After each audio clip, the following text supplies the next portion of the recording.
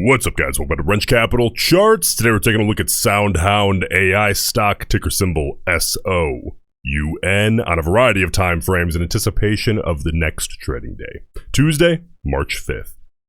Alright guys, so SoundHound AI stock, SOUN, down 41 cents a share today, 6.79%. This is a volatile name, so well within what's kind of expected in a typical day here on this ticker. Let's do a deep dive here, kind of focused on tomorrow, and try to pull out as much bias as we can out of today's trading day, the options chain, levels to watch, both from a technical perspective and a psychology perspective, and kind of do our daily ritual here. So let's start with that on the 5-minute chart. That, of course, was the 1-minute chart. And let's do our daily volume profile analysis. By the way, if you are new here or you have not done so already, please subscribe to the channel and I'll do my best to continue to provide you value every single day. So, here on the 5-minute chart, let's take a look here. You guys know what I'm looking for, right? I'm always looking for increases in volume that occur in correlation with obvious moves in stock price, but we always have, and this is the part that I think a lot of people forget to do, we always have to look at this through a contextual lens. Is it out of the ordinary for that time of day? So, for example here, I think if you hang out in chat rooms or Reddit or Twitter tonight or Tuesday morning, depending when you're watching this, by the way, I'm curious, let me know in the comment section while you're listening, do you guys tend to listen to these the night before or more so in the morning of? I'm very curious. But either way, if you're in like a Reddit, for example, here, thread tonight or tomorrow morning, and you're looking at this initial move off the open, you're likely to see a lot of bears like, hey, listen, did you guys see that big volume move off the open? That thing was crazy. Not really realizing that we expect big volume off the open. This is what the chart looks like on most days. I mean, granted, typically we oftentimes see like more of a U shape. Okay, if you were showing me just like any run-of-the-mill blue chip chart on some random day, you get kind of a U shape where the open has kind of more volume than the close, but it's very common to see that. It's not unexpected at all. I mean, for me, that's not even out of context, given what we got the rest of the day. So for me, what I'm kind of looking at as the most obvious moves here are this downside move compared to this bounce, and then this downside move compared to this kind of smaller recovery, and then we, of course, just had kind of sideways consolidation into the close. So let's look at the volume profile across those moves here. Now, this initial downside move, honestly, guys, we had such kind of, it wasn't sustained. I want to see sustained volume, not like one bar that spikes and then fades, then another bar that spikes. You know, you have this green bar mixed in that's actually more volume than the following red bars.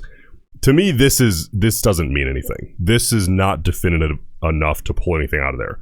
So let's get rid of that first circle because we moved on from that. This bounce, the volume kind of matched what we saw on average compared to the red bars. So let's get rid of that. We can't really pull anything definitive out of those moves. But what's interesting is we saw this downside move. We actually saw an increase and some sustained volume on that downside red move.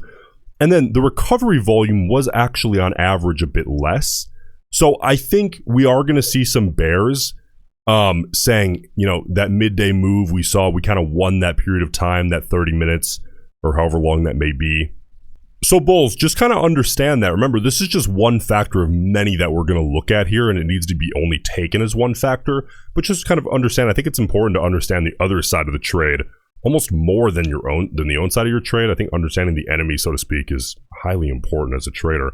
But we did kind of get up out of that hole and consolidate essentially into the close. We're now sitting, you know, essentially where we were near the beginning of that downside move. So nothing groundbreaking in terms of the volume profile here today, but interesting to take a look at nonetheless. So let's move on now to the self-fulfilling prophecy psychological levels that I'm paying extremely close attention to come tomorrow, Tuesday. So when we covered this name on Friday night, okay, if you saw the weekend video, we were talking about how this channel was coming down, or kind of coming together, right? And I discussed how I thought it was extremely likely that we would see this thing pick a side come Monday, and we did. In the pre-market, we actually kind of popped above, but remember, the pre-market volume is going to be very low. It's similar to after hours. So we had to take that with a grain of salt. Off the open, we kind of faded below both of these as they came tight together. and we closed below. But these things are pennies away from each other at this point. It's an extremely tight channel, so bulls. I'm paying a close attention to the 30-minute tomorrow because it's rated about $6 a share, which is also a psychological level, right? I will get to that on the daily chart, but here on the 30-minute chart in particular, sitting right around that psychological level, for me, if I'm looking at this with a bullish perspective, I want to see this region here crack upside tomorrow. Obviously, that would mean the stock is going up. That's good for bulls, but in a more advanced manner than just that, I would love to see a crack, a retest of the 50 period, and a hard pull away on above average volume. That would be beautiful. Okay, that's kind of like getting three things done with one. Now, bears, in a really similar manner, any upside test of that region, right, this region here, it's fine to test it if you're a bear, but you're going to want to see a hard, again, above average volume rejection back down to the downside, fade back into the fives.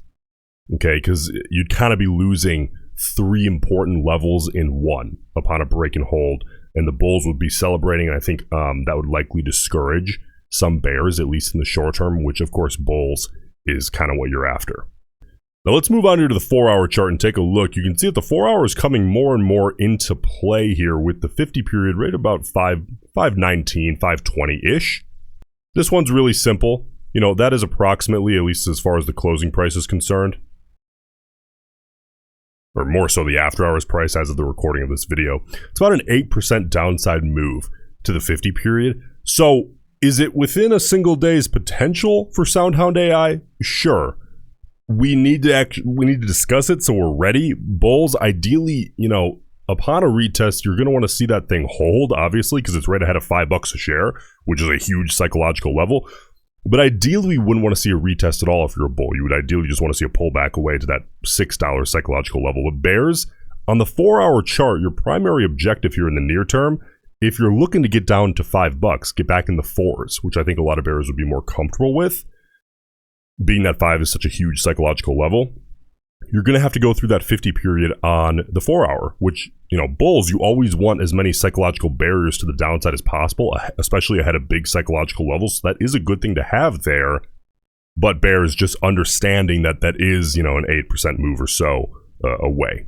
Okay, so it's not really an immediate concern, but this is a volatile name. So it has to be on the radar in a 1-day time frame.